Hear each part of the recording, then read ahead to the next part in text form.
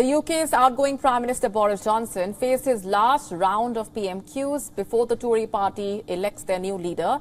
The Prime Minister's question started with the House of Commons leader Lindsay Hoel's tribute to Johnson.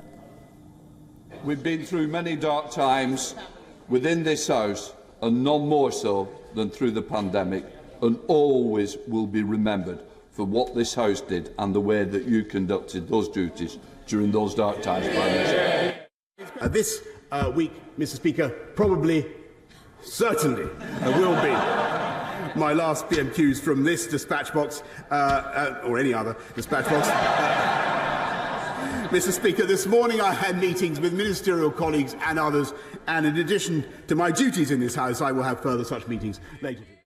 I will be using the next few weeks to do what I think the people of this country would expect, and that is drive forward the agenda on which we were elected in 2019, and of which I think the Labour Party particularly fear the Conservative Party. And that is the agenda of uniting and levelling up.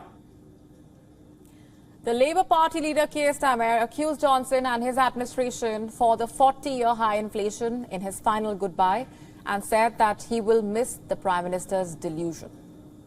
Inflation is up again this morning, and millions are struggling with the cost of living crisis. And he's decided to come down from his gold wallpapered bunker for one last time to tell us that everything's fine. I am going to miss the delusion. Johnson highlighted his government's achievements in the last 3 years, claiming that the Labour Party, with Starmer as its leader, did the best they could in putting up roadblocks, but failed.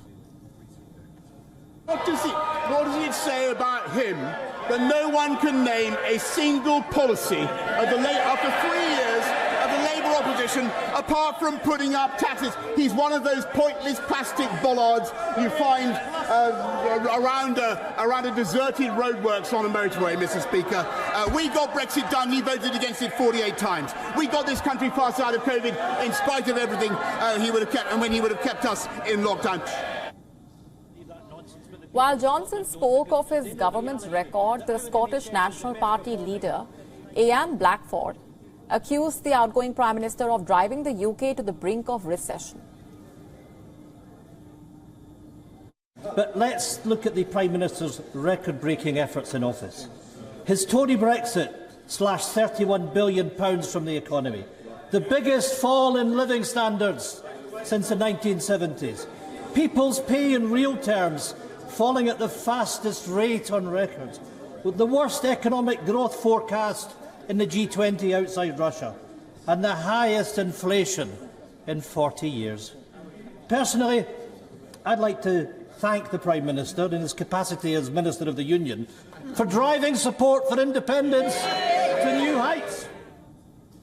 Boris Johnson bid farewell to the party members in the House of Commons with a dialogue straight from Hollywood. Most Tory members gave Johnson a standing ovation, a round of applause, which was skipped by former Prime Minister Theresa May, who just stood between the members. I've helped to get this country through a pandemic and helped save another country from barbarism. And frankly, that's enough to be going on with. Mission largely accomplished.